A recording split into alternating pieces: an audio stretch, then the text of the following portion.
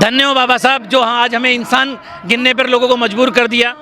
तो आज बाबा साहब के प्रति जो ये सम्मान दिख रहा है, ये उनके अथाह संघर्ष और उन्होंने जो त्याग किया है, जो काम कर गए हैं, ये उसके लिए है।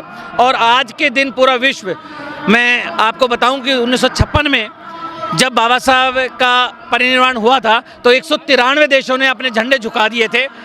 1956 से आज 69 साल हो गए हैं। ये लगातार बढ़ा है, घटा नहीं है। आज आपने देखा होगा पेरिस में, मैक्सिको में और जो दूसरे देश हैं वहाँ पर बाबा साहब की प्रतिमाएं का अनावरण हो रहा है और यहाँ पर मूर्तियाँ तोड़ी जा रही हैं। तोड़ता वो है जिसके अकल पर पत्थर पड़े हुए हैं, जो अज्ञानी है, जो बाबा साहब को नहीं पढ़ रहा है, जो बाबा साहब के कार्यों को समझता नहीं है। हाँ, वो लोग क्या है, कुछ चालाक किस्म के संकीर्ण विचारधारा के लोगों ने ये फैला दिया कि डॉक्टर अंबेडकर ने ऐसा गलत किया।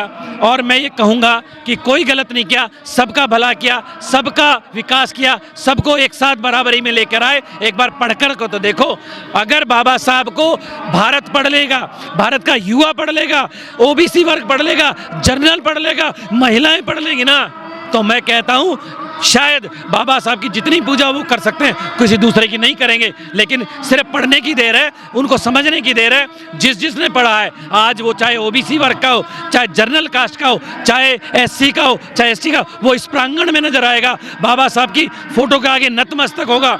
लेकिन जिसने नहीं पढ़ा, उसी के अक्ल पे पत्थर पड़े, वही आज यहाँ पर बाबा साहब को सम्मान कम देते हैं या मूर्ति तोड़ते हैं। बीएसपी मान्यवर काशीराम साहब, बामसेफ, ये नहीं होती ना तो बाबा साहब को लगभग भुला दिया गया था, लगभग खत्म कर दिया गया था।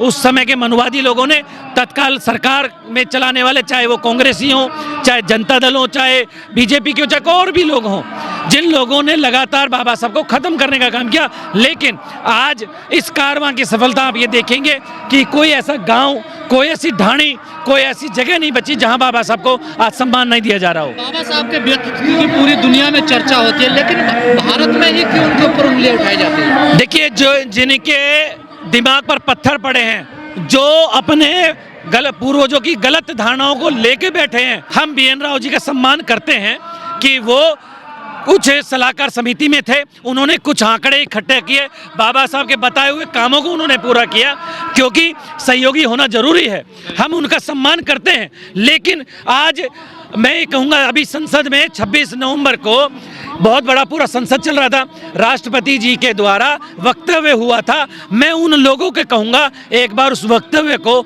यूट्यूब पर निकाल कर पढ़िए, देखिए और समझिएगा। कहीं पर भी राष्ट्रपति ने या प्रधानमंत्री ने या संसदीय कार्यकारिणी ने, किसी ने भी बीएन राव का नाम तक नहीं लिया। हाँ, वहाँ पर राजेंद्र प्रसाद जी का नाम लिया गया, वहाँ पर जवाहरलाल नेहरू का नाम लिया गया, और बाबा साहब का कई बार नाम लिया गया। तो ये बताने के लिए बहुत है कि किसने संघर्ष किया, किसने संविधान निर्माण किया। हाँ, हम निर्माण में जितने लोग थे, हम सबका सम्मान करते हैं, लेकिन हमारा बाप तो बाप ही रहेगा। इस देश का मॉडर्न जो इंडिया, उसका आर्किटेक्ट बाबा साहब हैं, कोई दूसरा नहीं है। इस बात को आज गांव-गांव, ढाणी-ढाणी जाकर देख लीजिए। ये प्रमाण की जरूरत नहीं है, पूरा विश्व झुकता है इसमें। अगर कोई कहता है कि मेरा बाप महान है, तो भैया तेरा बाप महान है, लेकिन ग्रेटेस्ट इंडियन की उपाधि सिर्फ बाबा साहब को मिली हुई है और किसी को नहीं मिली है। और के बाप होते हैं तो बाबा कहलाते हैं, और विश्व रत्न बाबा साहब हैं, कोई और नहीं है। और बाबा साहब का सपना था कि भारत जो है उसमें समानता है, जाति भेदभाव मुक्त हो। क्या ऐसा हुआ भारत का? देखिए, बहुत हद तक जहाँ जहाँ जागृति हुई है वहाँ जरूर हुआ है, क्योंकि ये प्रमाणित भी करता है कि आज कुछ लोग एक धर्म विशेष को लेकर राष्ट्र बनाने निकले हैं, उनका विरोध होना, जगह जगह विरोध होना, ये प्रमाणित करता है कि बाबा साहब का मिशन आ रहा है जमीन पर।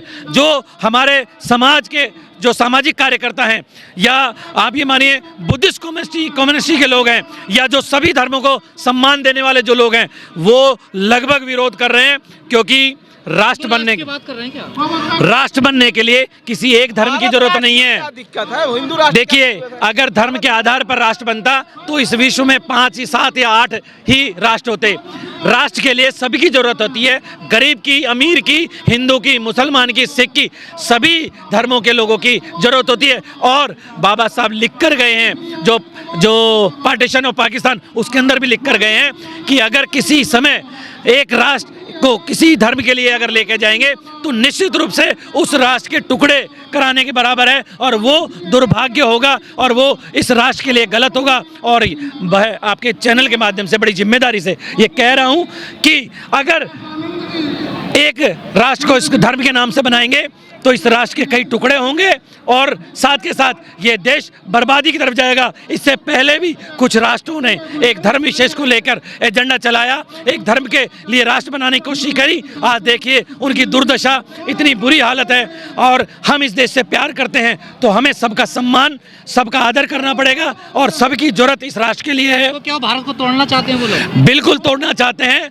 आज मैं आपको कह दूं कि उन्होंने ऐसी नफरत की राजनीति पैदा कर दी कि आज मैं ये अगर हिमाचली टोपी इसको उतार करके अगर मैं किसी मुस्लिम भाई की टोपी को पहन लूं और अगर मैं अपने एक घर से दूसरे घर के लिए गाय को ले जाऊं तो मैं सुरक्षित नहीं पहुंच पाऊंगा।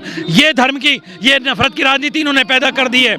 आज मैं बड़ी जिम्मेदारी से कहता हूं, जिनको धर्म से मलाई मिलती हो, जिनको धर्म से घर चलता हो, जिनके बच्चे उस धर्म की कमाई से विदेश में पढ़ते हो, उनको धर्म की लड़ाई लड़ने दो। मेरे युवाओं, मेरे देशवासियों, आप इस धर्म को लेकर ना चलें। अपने बच्चों के अधिकारों के लिए, अपनी शिक्षा के लिए, संविधान के लिए और इस राष्ट्र की एकता के लिए काम करें, तब जाकर ये देश बचेगा। ये धर्म जो है आदमी के जीवन में किसी काम आता है क्या? देखिए, धर्म जो बनाने वाले थे वो चालाक किस्म के लोग थे। मैं इस चैनल के माध्यम से अगर मैं पेरियार साहब की कुछ लाइनें कह दूंगा तो कुछ के पिछवाड़ों में आग लग जाएगी।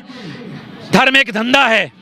भगवान सिर्फ डराने के लिए, गरीबों को खासतौर से डराने के लिए बनाया गया है। खासतौर से युवा अपनी पढ़ाई पे ध्यान दे, अपने घर परिवार के आर्थिक स्थिति पे ध्यान दे, अपने व्यापार पे ध्यान दे, क्योंकि अगर आप व्यापारी बनोगे तो संसाधनों पर कब्जा होगा।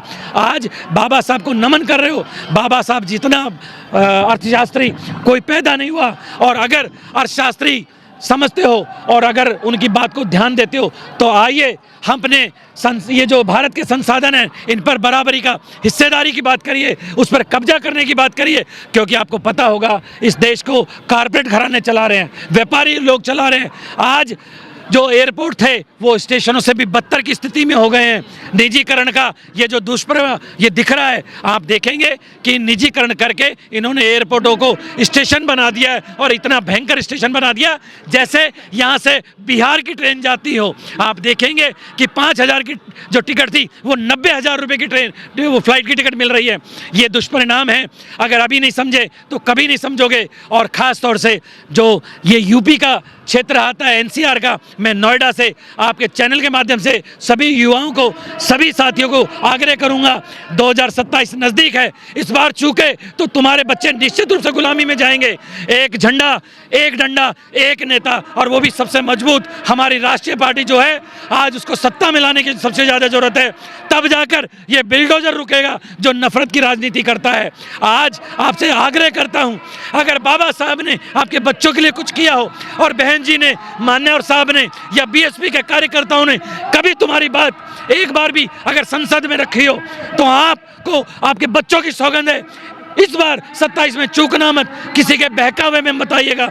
इस बार अपना राज बनाइएगा, अपनी सरकार लाइएगा। देखिए अगर बदलाव क्यों नहीं होता है, आपको सड़कों पे आने की जरूरत नहीं पड़ेगी, आपके बच्चों पे केस नहीं लगेंगे। ये मैं लिख के दे सकता हूँ।